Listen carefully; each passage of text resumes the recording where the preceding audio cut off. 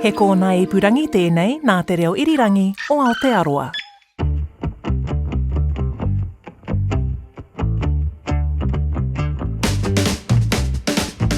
Kia ora, Helena Lau here from Culture 101. Every Sunday afternoon around 1:30 we're joined by one of our regular film reviewers. And this week, Michelle Langstone is in the hot seat chatting about the hype of Wuthering Heights, local gothic horror, Mārama, and black comedy, If I Had Legs, I'd Kick You. Let's start with the film that everyone's been talking about. It's everywhere, Wuthering Heights, or for you, Blubbering Heights. This is directed by Emerald Fennell, this of Saltburn, Promising Young Woman, stars Margot Robbie, Jacob Elordi. This is the very much discussed adaptation of Emily Bronte's 1847 novel, and it's a passionate, destructive relationship between Catherine and Heathcliff on the Yorkshire moors. The themes are sort of vengeance, love, social class, that sort of thing. Let's have a listen to a clip. Whatever our souls are made of, isn't mine all the same? I will not stand for that fiend. I will not have you near her. Did you think it would stop me?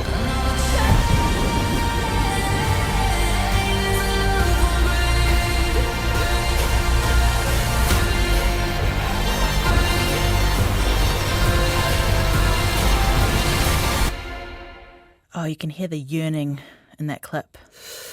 I actually have got tears in my eyes again. And this is the thing I've realised in the 3 days I've had to let this film settle into my bones and really think about what I think of it as a whole. Because there are a lot of components, there's a lot going on, and not just the criticism ahead of time, but that soundtrack by Charlie XCX is so powerful in bringing together all the components of the film. And I've realised it's actually what makes the film work for me. And that song in particular, Chains of Love, is so profoundly woven through the film that it captures, in a way, the essence of the book more than the film itself does. Interesting. It's a really unifying soundtrack. It's so stunning. I also would never pick Charlie XCX for Wuthering Heights. That's just not the combo I would have pictured. No, but then I think I probably wouldn't have picked a lot of these people for Wuthering Heights, and that's been part of what has led to there being so much discussion about this film, which, when the trailer was released last year,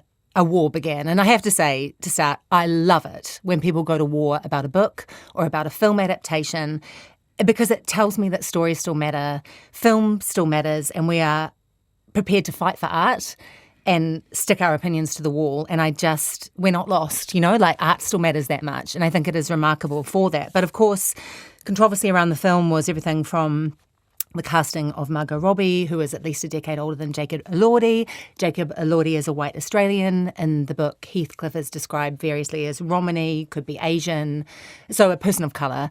And then there was criticisms of it being very sexy in the trailer, a bit too sexy. Okay. Of course, there is no sex. They don't have sex in the book.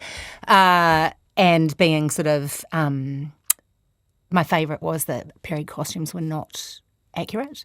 There are 20, 30-minute videos you can watch of people critiquing corsets and why they wouldn't have been laced like that. And it's to that level that people have really weighed in on this film. So a lot of noise. And I went to see it at 10 o'clock on Thursday morning. I have read the book. I've read the book twice, once when I was young and once now. Did you like the book? I have a lot of respect for the book.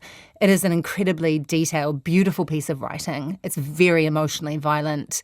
The inheritance of loss and trauma, the cruelty and abuse that ripple through the film, and their associations with love, connection, needing, wanting, longing, all of those things are really visceral. I don't love it. I think the characters are awful.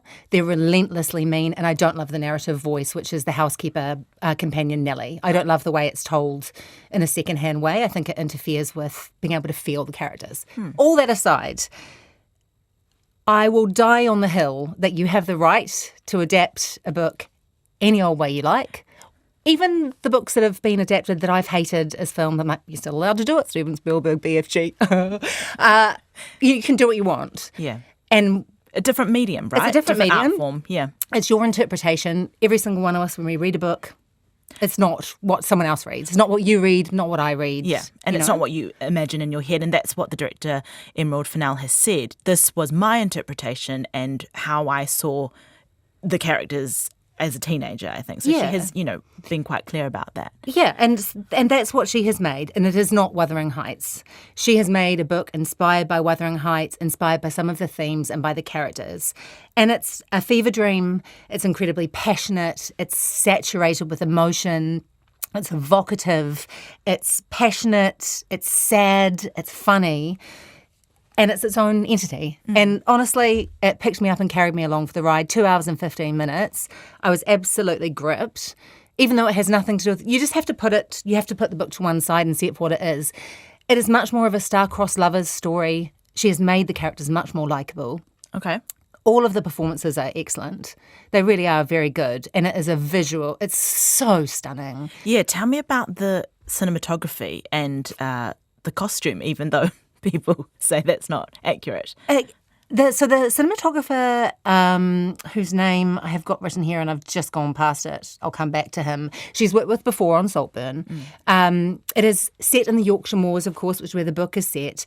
It is the most extraordinary landscape if you've ever been there. Like it is shrouded in fog and rain and darkness. It's incredibly gothic. Moody, isn't it? It's so moody and it's just exquisite. And it's the costumes are... I heard actually Emerald Fennell saying recently, she likes to push things to the nth degree until they're almost ugly. And the costumes are so saturated and intense and the fabrics are so modern and garish that it's... People are kind of like dolls being moved through their own fates. There is a repetition of a motif of dolls' houses within the story and people being moved and having no choice. And it's really, really delicious to look at. It's absolutely exquisite and unusual. Like Wuthering Heights itself looks like a rundown, broken old castle where people were chained and died alone. It's very bleak. Yeah. And then the contrasting house where... Kathy ends up going to live is a beautiful doll's house. What's really interesting that's been done is that Edgar, who is the man that she marries, they've made him like a textile agent, a fabric agent. So when she goes to live there, all of her costuming becomes those lurid latexes and satins and gauzy materials. And the room that he makes for her is made of her skin, is like a screen print of her skin and her freckles. So, and the fine veins running under the skin of her face because he's so obsessed with her that the textiles have become her body. So it's things that really push like that are so startling and enjoyable to watch. Yeah, and quite different. Quite odd. Yeah. And very obsessive, which I think really belongs to the nature of the love within this story. Well, it's interesting you use that word obsessive because you could say that you can see that element in her other films. In Saltburn, it was the same kind of thing where where that guy goes into, and Jacob Lordy, into this mansion, his new friend and very wealthy family, and it is an obsession, like friendship. It's addictive, obsessive. It's possessive, I would say. And then same with Promising Young Woman. It's a similar theme there. Very different story, but she's quite good at then turning that into the visuals in the film, isn't she? Yeah, she is. And turning those feelings into something visual. I think that's so spot on, and never so much as here, because what she's done is her characters wear costumes that are the outward expression of their feelings at all times, and you watch that transition through the film, and it's so beautiful. It's feverish, it's really loving. It's much more, I would say, like a Romeo and Juliet story than it is like a Wuthering Heights story, but there are moments that really capture that beautiful yearning. It's not as sexy as I thought it was going to be at all. Yeah. Like, it's not... I think they've really put that in the trailer to get people talking, and she's very good at marketing, and very good at kudos to her. One criticism I probably would have, I would say, is that the young actors who play the young Heathcliff and Kathy, the boy is Owen Cooper, who played the lead in Adolescence. Right. He is amazing. And I'm so glad he was there because his emotional rigour and vulnerability really gives weight to Jacob Elordi's performance and really puts in the hard yards for him. So then as an adult, he can carry that incredible brokenness that I think Owen Cooper just has naturally as a he's so magnetic. Yeah. It makes me want to cry when I think about him. He's just incredible. However, the casting of Kathy, I think, either was not quite right. She's a darling, but she's played quite over the top feisty without a lot underneath, and more time needed to be spent to really anchor and cement their bond. And I don't think enough time was spent there so that it didn't allow the payoff later. Interesting. And the way that I'm not going to reveal the ending, it's very different to the book again, but the final moments of the film where we reflect on those early bonds, I'm like, you should have showed us that at the beginning. Like it needed to foment a bit more to allow us to really feel the tragedy of it. Yeah. It's hard not to say that without giving things away. I just think the characterization of young Kathy was so outward and obtuse to being distracting, I think. Right. But aside from that, really beautiful performances. I have to say, the actor who plays Edgar, who is Kathy's husband, who she doesn't want to marry, is a very attractive man. Perlita. And I know all the hype's been with Jacob Elordi, who's, I have to say, exquisite actor. And I mean, there's a reason why he's been nominated for an Oscar this season. He's stunning. He's so soulful. He's so connected to feeling, and he's so tender. He's beautiful. That's really great, because he did start in these sort of like tween rom-com films. See, I never saw those. My first introduction to the Elordi phenomenon was the television show These In With Zendaya, which has gone out of my head now because I'm excited. What's the... Euphoria. Euphoria. Yes. He's so awful. He is one of the most charismatically horrendous people in that show. Oh my God, he's awful. He's amazing. He's so talented. So young as well. Yeah. And Margot Robbie is wonderful. She is never not bringing every single part of herself.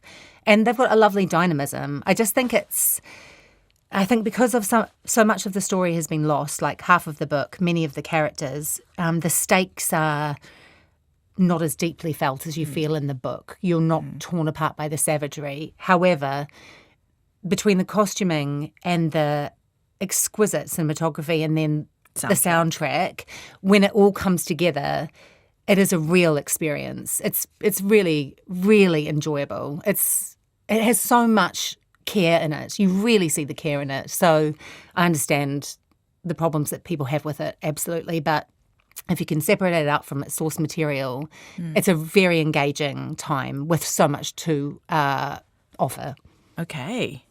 I'm going to go to the cinemas to see that one. Oh, you absolutely have to go. It deserves to be seen on a big screen, as does the next film we're going to talk about. Ironically, also set on the moors in Yorkshire. Interesting. Okay, we were just speaking about Wuthering Heights there. That's out in cinemas now. And we're moving on now to Mārama. This is directed by Taratoa Stappard, stars Ariana Osborne, Toby Stevens, Errol Shand. I just love the description of this. A New Zealand Māori gothic horror film set in Victorian England, in the Yorkshire Moors. Mary, a young Māori woman, is lured to England under the false pretense of finding out the identity of her parents, but she becomes trapped at the estate of a wealthy British whaler and has to fight her oppressors to maintain her identity and culture. Let's have a listen to the clip. You can live here with us. I'm afraid I can't. I need to find my parents. I want to help you, Mary. Noho mai kito mato taha. E moio ana koe ki tōku reo.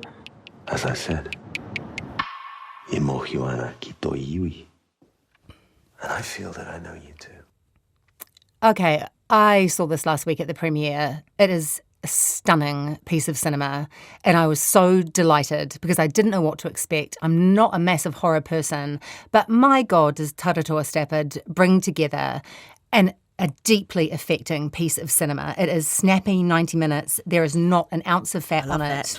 Oh, and the use of the horror genre to explore the horrors of colonialism, the theft of culture, obliteration of cultural identity is so clever. Yeah. It is a very uncomfortable and challenging watch. The audience were gasping and doing that really uncomfortable laughing where you're like, I don't know, I think I'm going to be sick. That was one of my main questions. What was the reaction from the audience around you? We can talk about that more later, but I'm glad that there was reaction there. Oh, it's sinister, it's deeply sad, it's a terrific genre piece, and it's one of those things, every single element is immaculate. The actors, who include Ariana Osborne, who people may have seen in Madam, Toby Stephens, who's a British actor, and Errol Shand, one of my favourite New Zealand actors, deserves every award, extraordinary. They are so grounded and so real, and their performances just bring this gravity to a monstrous storyline where Mary, or Mārama as she later asserts, is basically entrapped in a house of horrors as she tries to find out who her parents are and then ultimately rescue a family member that has been brutally abused, who is no longer with her, but because she is a seer in her idea. It's so layered and so nuanced, and the hairs have gone up on the back of my neck because some of the moments in it are so revolting in terms of the outright theft of Māori culture, which we know was predominant in that era. We know that there are body parts and places still coming back to New Zealand that were taken. These are whalers who have appropriated the Māori culture and language in order to woo women and bring them back and entrap them in Australia. It's incredibly violent and disturbing. It does not pull any punches. And it's vivid and aggressive and beautiful to look at. And the cinematography by Jin Lone, who is a phenomenal cinematographer who's recently done Pike River, The Convert, makes the most of Beautiful films. Beautiful gothic house, which I believe was subbed in Dunedin, where everything is mirror imagery and twinning, and the grading of the film is like those silver portraits that are taken a couple of 100 years ago, where I know culturally people felt that their soul was going to be stolen if they posed for the photographs, and that's what the whole film feels like. It's this cold light, everything is unforgiving and unloving. Harsh. Yeah, and then this moment where there's a reveal to a private walled garden where there's a whare, a Māori whare, has been transplanted into the garden, and the warmth of the wood and the carvings and the aliveness of it as a being in contrast to that landscape is so shocking. And then as the story unfolds and it really gallops towards the end, it's a beautiful achievement. It's a really beautiful achievement. I really want everyone to go and see it in the cinema. It's terrifying, but it's so sad. I bawled my eyes out in the car on the way home. It has so much to speak to us about identity and the loss that is ongoing, the trauma that is ongoing because of colonialism. It's really, Errol Shand gives a truly haunting, disturbing performance. Ariana Osborne is so vulnerable and strong. She has real grit as well as this beautiful softness. It's just a wonderful film. It really is. Was it one of those films that you found yourself thinking about in the days after? Yeah. The imagery? Because it does sound like the cinematography in particular, the use of mirrors and symmetry, the coldness is something that would, that would stick with you.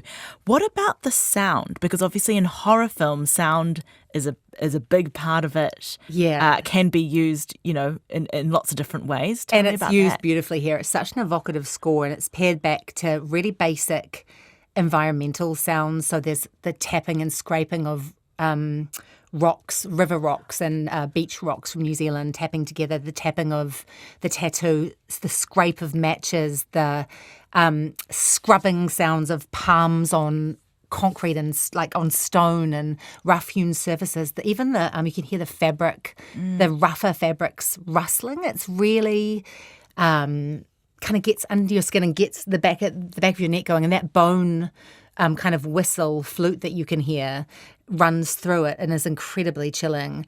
And it just surrounds you in this kind of really prickling sense of menace and like impending doom. It's very clever. Carl Stevens is one of the composers, and he really is so accomplished. He has got so many strings to his bow now. He's doing so much. Yeah. And Sarah Voon, I must say, who is a costume designer that I've worked with so many times, often does television, has made the most incredible It's beautiful costume design. She kind of, I think, probably wet her whistle doing Mary at Auckland Theatre Company last year, which was another gothic kind of horror yes. about Mary Shelley Yes. and Mary Shelley's Frankenstein. Yeah. And I can see the thread of that creativity into this project. That's continued. Exquisite, really beautiful. Also interesting that Jin Lone cinematographer who did The Convert, because The Convert, while it's not a horror, it's a drama, but it's a similar sense of,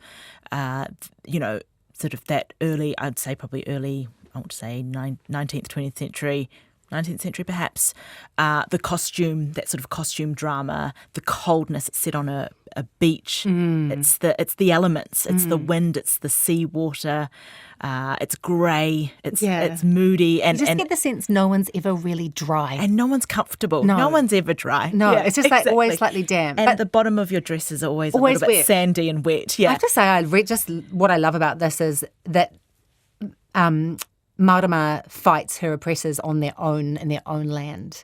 And I find that that's a really unique point of difference with this work. She's in England fighting for her people Over there. alone, completely alone with her ancestors who are with her. That sense, that connection to her whakapapa and to everyone that has come before her is incredibly empowering. It's in cinemas now, everywhere, all over the country. I really implore people to go and see it. I think it's going to be studied in school. I really do. It does, yeah. It will, does feel like and it will should, be. because kids should see it. And especially as in a horror genre, it's quite unusual as well. So that is Mārama, that is out now in theatres.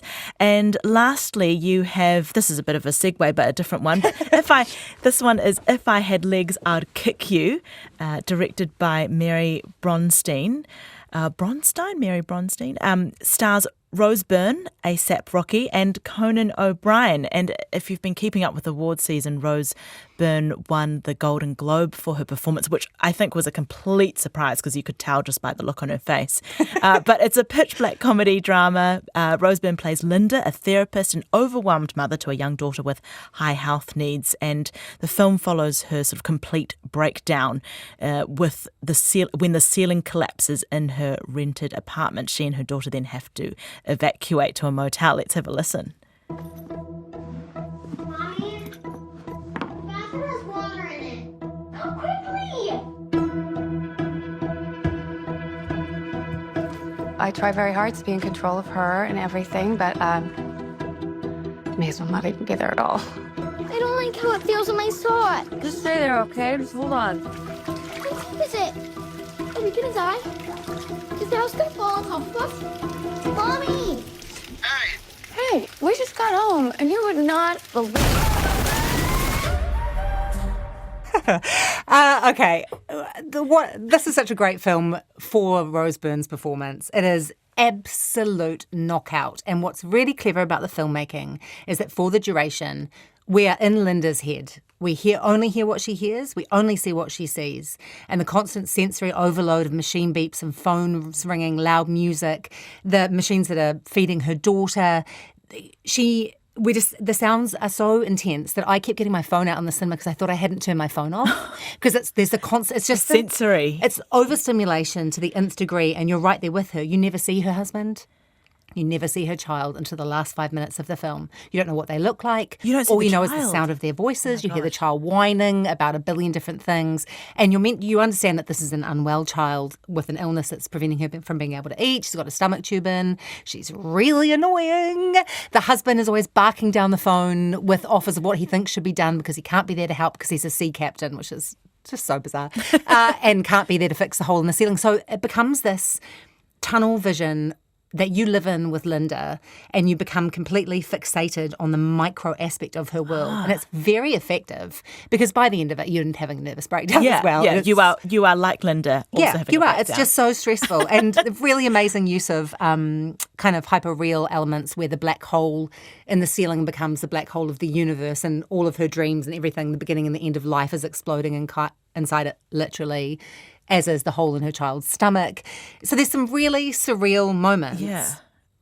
And she is extraordinary. She's the true definition of a chameleon, I think, which is often mistaken. She's so reactive to her environment you see the ripples of every single moment moving across her face. She's an extraordinary actor, and I'm so happy to see her have this Finally moment. getting, the and she's a recognition. therapist. She's terrible at it. She's really distracted because she's constantly going to this care place to feed her child. She's awake in the night, and the only way she can escape from it is to kind of smoke weed and buy alcohol from the shop that's part of this motel where she's staying, that's run by A$AP Rocky, who is deeply underutilised and a very charming man. He is a very charming man. He's also married to Rihanna. I mean, what a team. What a team. Inarguable power there. I mean, he's gorgeous. And I hope he does more films because he's really charismatic and has beautiful instincts. It does feel slightly implausible that she is a therapist, but it very neatly allows her patients to reflect back to her own behaviour. And then she goes and behaves really badly with her own therapist, who is played by Conan O'Brien, who is so poor at leading her or guiding her through anything that could possibly help her in her worst hour. It becomes incredibly frustrating. And I think, unfortunately, maybe not the greatest idea to cast Conan O'Brien, because if you put him in a chair and someone sits next to him talking to him, you're immediately back in his show, and it's really Conan O'Brien. hard.